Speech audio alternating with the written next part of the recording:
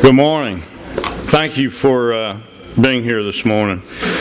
This is not really a press conference that I enjoy giving, because most of the time when you think about a press conference, you want to talk about positive things. You want to talk about things like Jefferson County getting a multi-million-dollar grant. You want to talk about Jefferson County attracting a new industry, something positive. The press conference today will last about 20 minutes. I would like to ask, if you have cell phones, to please put them on vibrate or turn them off, because during the presentation there'll be audio sections that you may not hear too clearly. And if a phone rings, we might skip it entirely. The first part of this, there'll be two parts. First part will be the question that was raised at the last county commission meeting by some county commissioners on the Davis-Bacon Wage Act. Who knew about it? When did they know about it? Who was involved? And what I'm going to show is that everybody everywhere knew everything about it. Nothing was hid. There was nothing tried to be covered up or moved out of the light of county commission, school board, or anyone else. The second part of this press conference, I'll be dealing with the actual bond issue itself. As you know, there have been two resolutions that have been adopted by county commission. By state law, the mayor has 10 days in which to sign it or veto it. By state law, you cannot veto a bond resolution. So what happens is, if I don't sign it, it automatically goes in and becomes law. And that was what happens on the resolutions. The bond documents themselves, however, require the mayor's signature. And at this point in time, I have not received the bond documents, but I'm not likely to sign those documents. And I have 16 reasons why. To begin with, let's talk about the Davis-Bacon investigation that some commissioners asked for.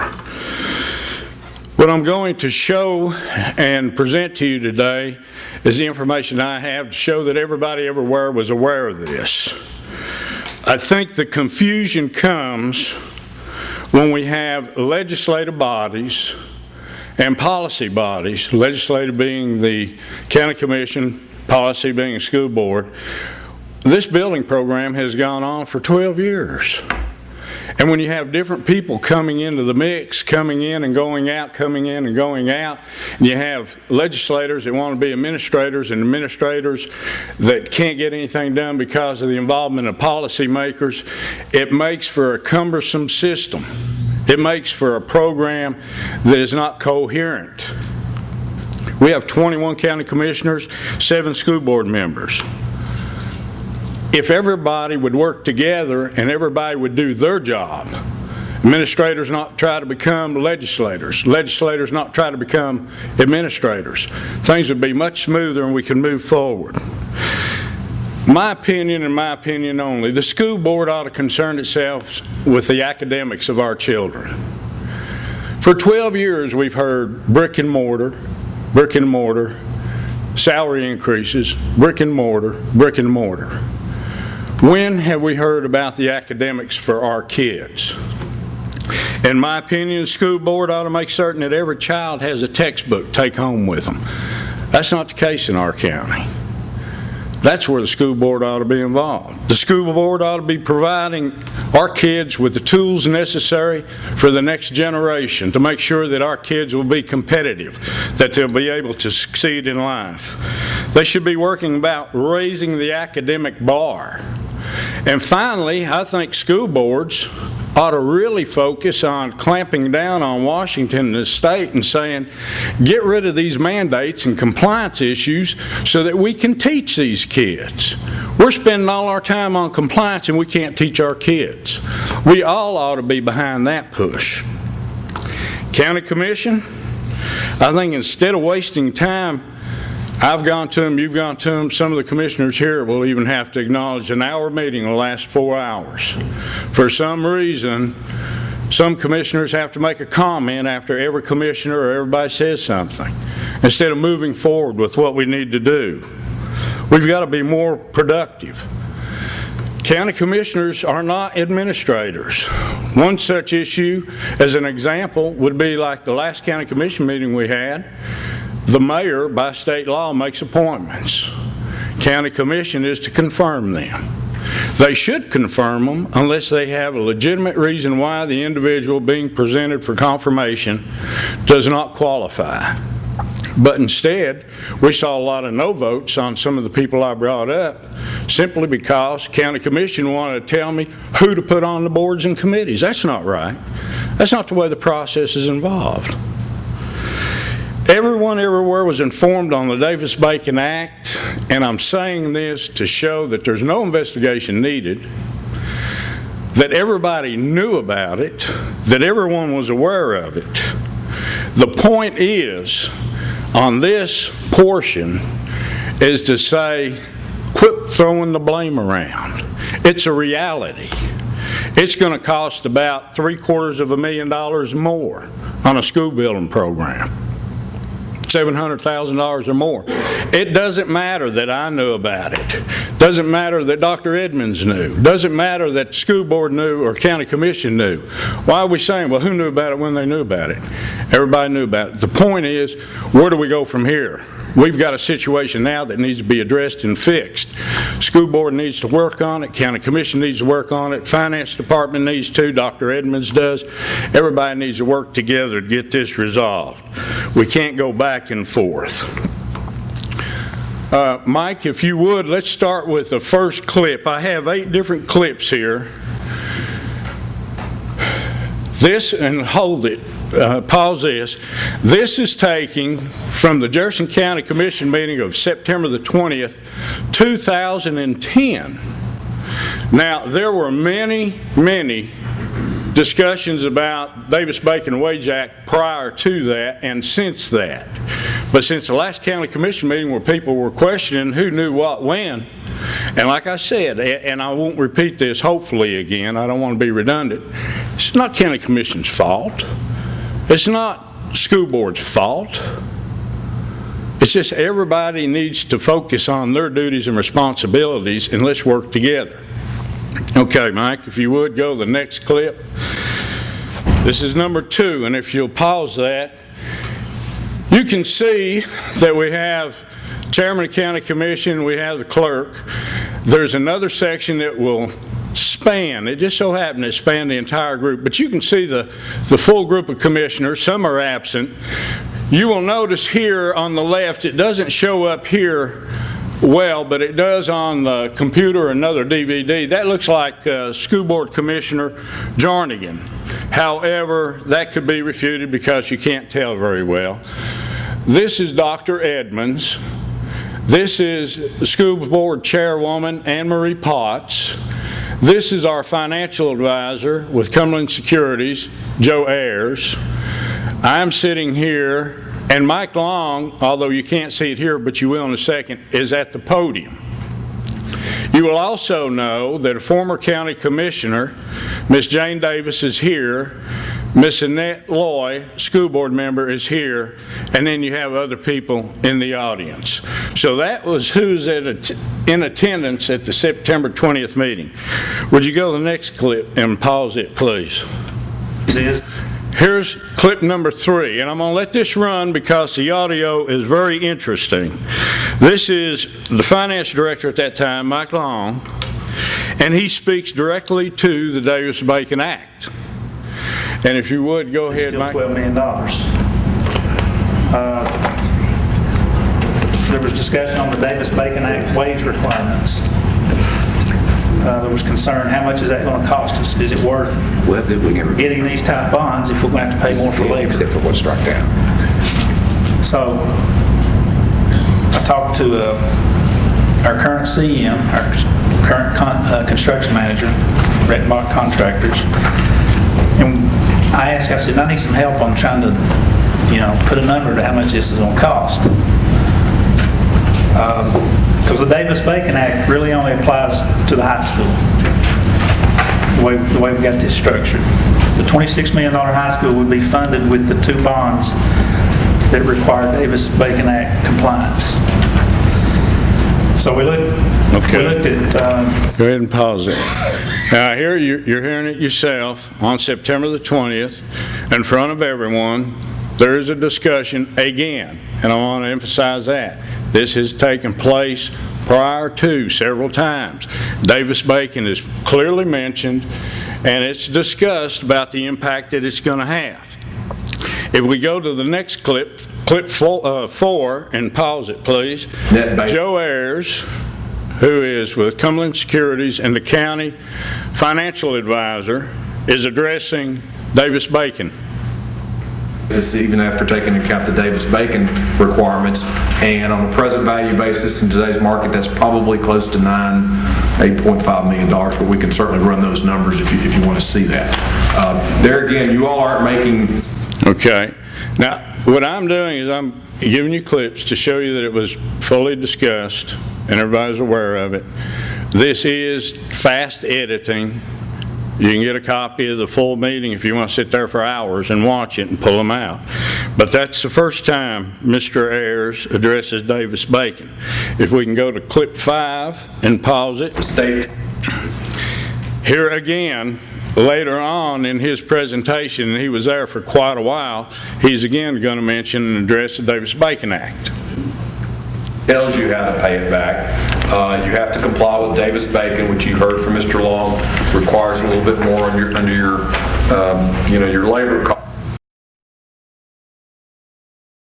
All right, so once again, there was a lengthy discussion about the Davis-Bacon Act.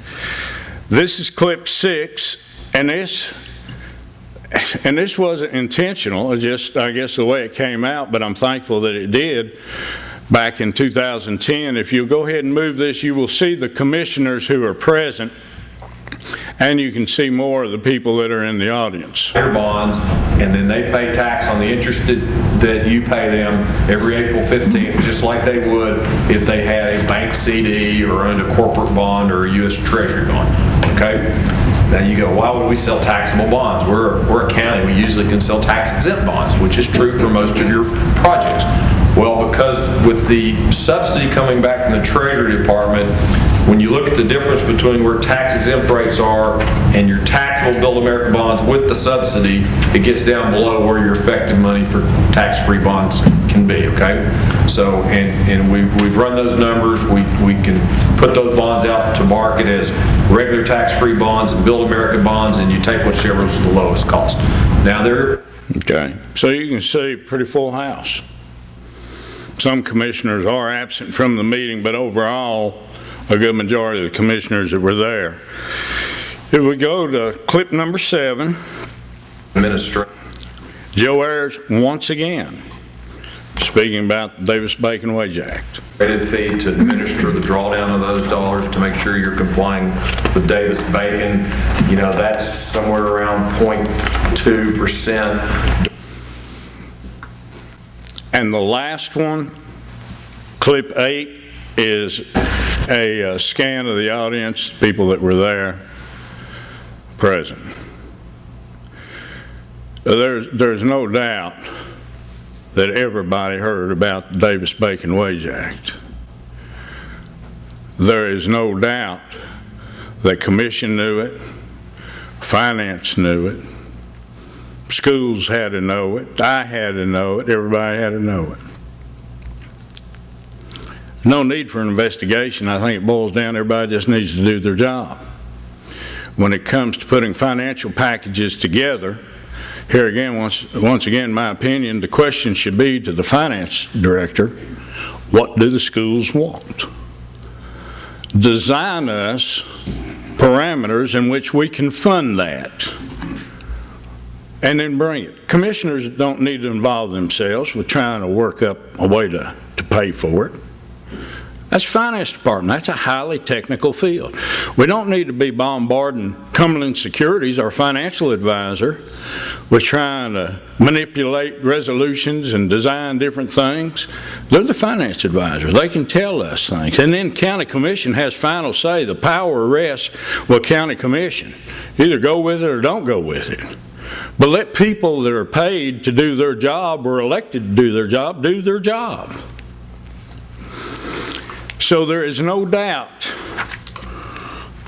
who knew what, when, and where. Now, in addition to that, and I do have some handouts, handout that was in the packet of the September the 20th meeting that went to every county commissioner talks about the different bonds, and it plainly states on the QSCAP bonds, it states, and it's marked, all QSCAP funded projects must comply with the Davis-Bacon Wage Act. In addition to that, the recovery zone economic bonds, Davis-Bacon wage rates will apply. So if by chance anyone that was in attendance, a commissioner, me, finance advisor, whoever, fell asleep during the meeting, we received a handout. In addition to that, minutes on the pre-construction kickoff phase, they had multiple people in attendance, and I won't read over all of them, but it's in the packet. And by the way, we do have a special packet for every county commissioner that is here so that you can have it, take it home. If there's anyone else, if we run short, we'll be glad to supply anyone else with it, but county commission does have a packet up here. In addition, Mike Long, Jefferson County Government Finance Director, was present. Dr. Edmonds, Dale Gentry, Standard Banner, Anne Marie Potts, Chairwoman of the School Board. Then you had 2, 4, 5 people from Rittenbach Construction that were present at the pre-construction meeting. The notes from that meeting, item number 36, Mike Long stated Davis-Bacon wage scale will apply to the new high school. I don't remember how long our last county commission meeting was, but it was a darn long time, and quite a bit of time was devoted to investigation and find out Davis-Bacon Act. We've gone over it and over it and over it and over it and over it. I don't know who will do the investigation. I understand that county commission, I think, asked the budget committee to talk about it, but there it is. There's who knew about it. Now, the next portion that I want to talk about is the school bonds themselves. I've been consistent in my position on this issue from day one. Whether I'm right or whether I'm wrong, before I developed my position, I gave it a lot of serious thought and a lot of consideration. I gave a lot of thought to what this county needs. I don't look at this county from the viewpoint of a sheriff that's job is to provide law enforcement to the county, and he's concerned with that. I don't look at my job as a director of schools where I'm concerned with education, and that's the primary focus and duty of his responsibilities. I don't look at it from EMS standpoint that is worried about ambulance services and emergency services. As mayor, I have to look at it as a total picture, the entire pie, not a slice of it. I respect what everybody does for their own departments and how they look at it and the aggressiveness in which they do. But I've got to try to do the very best we can, whether I get listened to by county commission or not. And it's unfortunate that I'm in this position, but county commission has tied my hands because not once during the process, commission can pass those resolutions. And they can say, well, we don't care what the mayor says. We don't care what he thinks. But now it's time for the bonds to be signed. And by state law, the mayor has to execute those documents. And since there was no discussion throughout the whole process, and everybody wanted to do what they want to do without involving the office of the mayor, now it comes down to time, well, my hands are tied. I've compromised a lot since I've been in this position. And yeah, I understand that there's a lot of positions that I don't compromise on. But this is one issue that's totally gone astray. 16 reasons why at this time I am not likely to sign the bond documents. Number one is for years the school had neglected and failed to properly use funds given to them by county commission to take care of the maintenance of the schools. to blame county commission over and over. You've got to give us money, give us money, give us money. Every year, county commission gives the school boards money. We're hearing now that there are no doors on the bathroom stalls in the high school.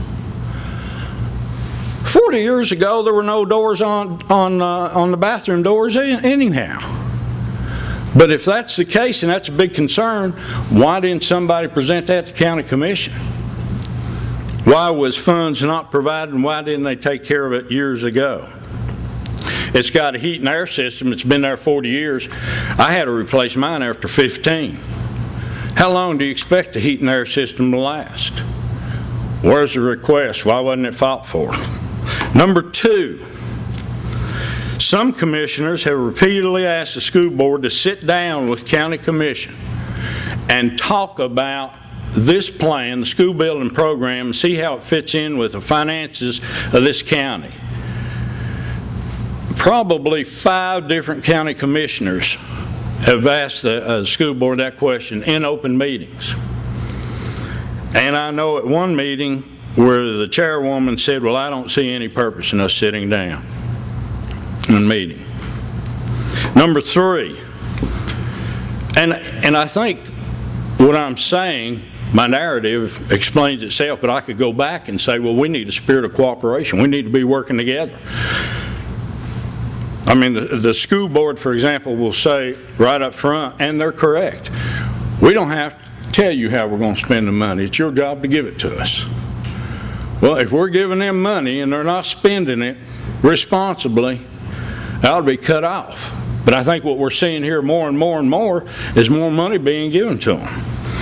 Number 3, the school board has already spent and will incur, from the time the school building program began until it's over with, $5 to $6 million in architect fees.